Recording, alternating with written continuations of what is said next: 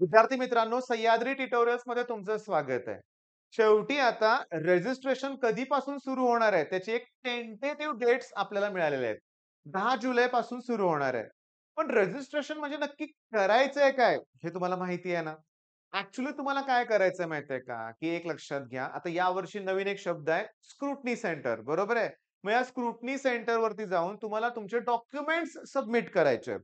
मग obviously original submit करायचे आहेत का झेरॉक्स लागणार आहेत? किती कॉपी सबमिट करावे लागणार आहेत? फोटोची गरज आहे का? आधार कार्ड अपडेट केलं का? सगळ्या गोष्टी एकदा व्हेरिफाय करा. अजून 10 तारखेला एक 4-5 दिवस तरी वेळ आहे. मग माझं काय म्हणणं आहे, बरं ठीक आहे, स्क्रुटनी सेंटर म्हणजे नक्की आहे कुठं? तुमच्या घरापासून जे जवळचं इंजिनिअरिंग कॉलेज असेल तिथं व्हिजिट करा. तिथं ॲडमिशन कमिटी असते. फॉर एक्झाम्पल साताऱ्यात के कॉलेज आहे. कर्मवीर भाऊराव पाटील इंजिनिअरिंग कॉलेज आहे. तिथं जर गेला, तर मी तुम्हाला सांगतो तिथं तुम्हाला एक ॲडमिशन कमिटीच दिसेल. ती ॲडमिशन कमिटी आहे ना, तुम्हाला मदत करण्यासाठीच आहे. ती काही तुम्हाला मध्येच ॲडमिशन घ्या असं म्हणणार नाहीयेत. ते तुम्हाला हेल्प करतात. मी हे गेले 20 वर्षापासून के बाबतीत अनुभवतोय बरं का. मग मेन पॉइंट काय? मग प्रत्येक कॉलेजमध्ये मदत करण्यासाठी अशी ॲडमिशन कमिटी असणार आहे. तुमच्या सगळ्या शंका तिथंच क्लिअर होतील. काय आहे सेलच्या वेबसाईटवर नोटिफिकेशन येत राहणार. YouTubeवर बेस्ट चॅनल आहे तिथे तुम्हाला माहिती मिळत राहणार आहे. पण आपण स्वतःहून फिजिकली जाणं तितकंच महत्वाचं आहे. म्हणजे तुम्ही ना काय करा, तुमच्या डॉक्युमेंट्सच्या झेरॉक्सच्या कॉपीचे सेट्स तयार करा. एक 3 कॉपी तर तयार कराच, काही इश्यू नाहीये. म्हणजे जे काही डॉक्युमेंट्स असतील ते. कास्टमध्ये असतील तर ते व्हॅलिडिटी वगैरे बऱ्याचशा गोष्टी आहेत. इन्कम सर्टिफिकेट, क्रिमी सर्टिफिकेट ज्या काही डॉक्युमेंट्स लागतात ते घ्या. आणखीन महत्वाचं, की रजिस्ट्रेशन करायचं म्हणजे नक्की काय करायचंय? तर तुम्हाला सांगतो 10 तारखेला समजा स्टार्ट झालं, तर तुम्हाला एक 4 ते 5 दिवसाचा वेळ असणार आहे. कशासाठी आहे रजिस्ट्रेशन? तर इंजिनिअरिंगच्या ॲडमिशनसाठी आहे. लाखो मुलांनी दिले, की त्यातली सगळीच मुलं काही इंजिनिअरिंगला ॲडमिशन घेणार आहेत का? नाही घेणार आहेत. पण ज्यांना घ्यायचं आहे ना, त्यांनी रजिस्ट्रेशन केलं पाहिजे. मला एक दुर्दैवी केस आठवते. कॉलेजमध्येच मी त्यावेळेस गेलो होतो. तिथंच मी भेटायला एका शिक्षकांना गेलो होतो आणि एक स्टुडंट आला होता. 120 प्लस मध्ये स्कोर होता. फार पूर्वीची गोष्ट आहे. पण त्यानं रजिस्ट्रेशन केलंच नव्हतं. तेव्हा कॉलेजमधून सांगण्यात आलं, की तुम्हाला कितीही कमी मार्क्स आले असते, तरी तुम्हाला ॲडमिशन मिळालं असतं, जर रजिस्ट्रेशन केलं तर. तुम्ही रजिस्ट्रेशनच केलं नाहीये, आता होणार नाही ॲडमिशन. पाण्यात गेले मार्क पुन्हा द्यावं लागली. 1 वर्ष वाया गेलं. मग अशी भयंकर चूक बिलकुल करायची नाहीये. इथं डेट्स एक्सटेंड वगैरे होणार नाहीये. ज्या डेट्सला येईल त्या डेट्समध्ये रजिस्ट्रेशन करायचं. आता त्याच्यानंतर काय होणार आहे? वाट बघायची. कशाची? Merit number. State merit number खूप इम्पोर्टंट आहे. मी तुम्हाला सांगू का? तुमचा मेरिट नंबर 1000 पेक्षा कमी असेल, तर तुम्हाला one of the best college मिळणार. 500 पेक्षा आत रँक असेल, तर सी-ओ-ए-पी, पी-आय-सी-टी, व्ही-आय-टी, व्ही-डबल-आय-टी हे कॉलेज मिळण्याचे चान्सेस खूप आहेत. 200च्या आत रँक असेल, तर सी-ओ-ए-पी, व्ही-जे-टी-आय सारख्या कॉलेजमध्ये सी-एस मिळेल. हे फिक्स आहे लक्षात घ्या. ओके. रँक इम्पोर्टंट आहे. जेव्हा रँकचा विषय येतो, तेव्हा पर्सेंटाइल आपोआप बाजूला जातंय. आपोआप. कारण गेल्या 2-3 वर्षाचा ट्रेंड बघितला, तर पर्सेंटाइल जास्त दिसतायत 98 पर्सेंटाइल, पण तुलनेत रँक तेवढी चांगली येत नाहीये. म्हणजे सांगतो, 98 पर्सेंटाइलला लास्ट इयरला 6000च्या आसपास आय थिंक काहीतरी रँक होती लक्षात घ्या. त्याच्या आदल्या वर्षी कदाचित ती 3000 पर्यंत असं होती. म्हणजे मुद्दा काय बघितलं का नंबर ऑफ स्टुडंट्स इन्क्रीज व्हायला लागलेत. मग यावर्षी जर 98% ला 7000 सुद्धा रँक येऊ शकते. रँक वाढली, तर याचा अर्थ तुम्हाला कॉलेजची लिस्ट वाढवावी लागेल. मी तुम्हाला सांगू का, एक खरं सांगू का? YouTubeवर ना एक प्रकारचं काय म्हणूया आपण भरपूर चॅनल्स असे मिळालेले आहेत तुम्हाला, की जिथं एम-एच-टी सीट बद्दल प्रचंड माहिती सांगितली जाते. मी असंच एक चॅनल बघितलं, नावच मला तर आठवेना झालंय. त्यांनी एक स्ट्रॅटेजी सांगितली बरं का, की +-5% मला आवडलं बरं का ते. म्हणजे तो काय म्हणत होता स्टुडंट, ॲक्चुअली नवीनच होता. त्यानं काय सांगितलं, की तुम्हाला पर्सेंटाइल किती आहेत ते बघा.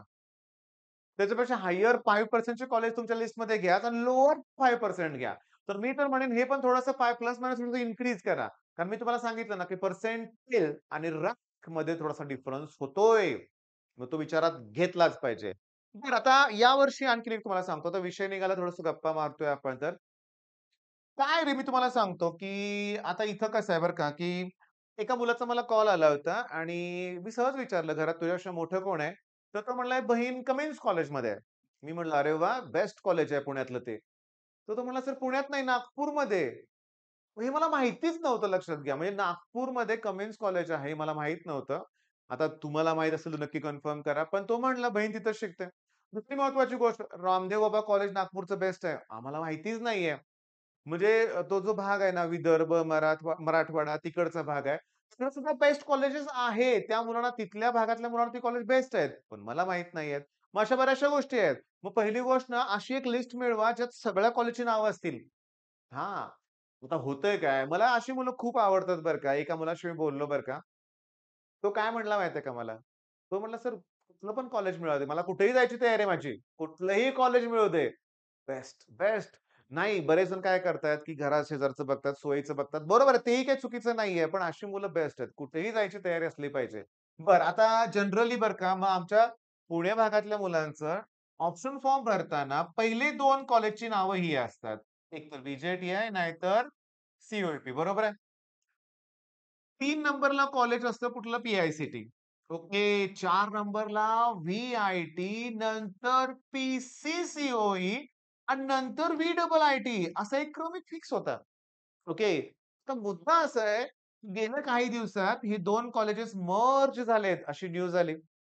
ऑब्व्हियसली मग ह्या कॉलेजसाठी मुलं अप्लाय करत असताना ॲक्चुअली ते कॉलेज खाली असायचं, बरोबर आहे.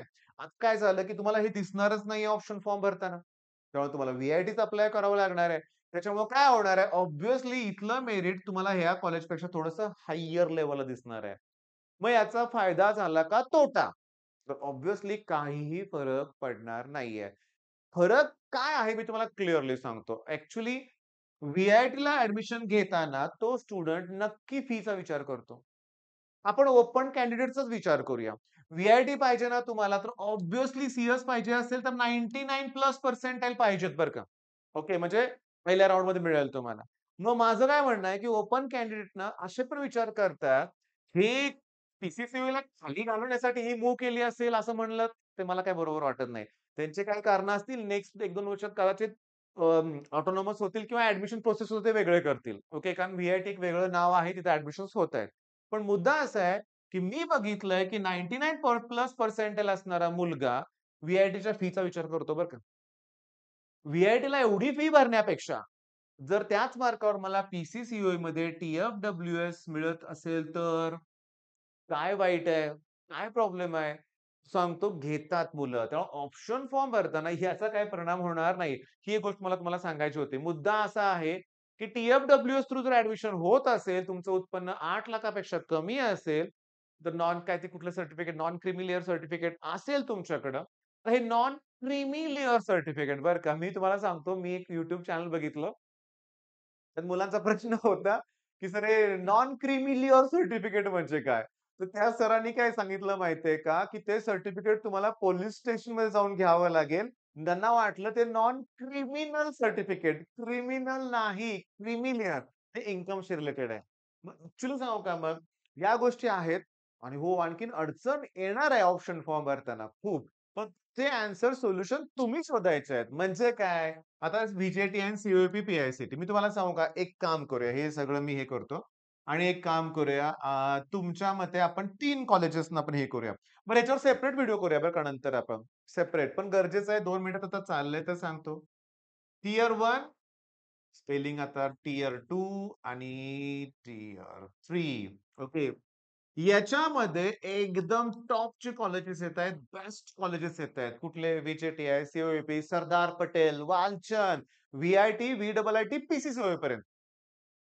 तुमच्या म्हणण्यानुसार टियर 2 मध्ये कोण येतंय? ए-आय-एस-एस-एम, मॉडर्न, पी-व्ही-जी, डी-वाय पाटील पिंपरी, अकुर्डी, पुण्यातले अजून काही कॉलेज माझे चुकून राहिले असतील नाव वगैरे. टियर 3 मध्ये बरीचशी कॉलेजेस आहेत.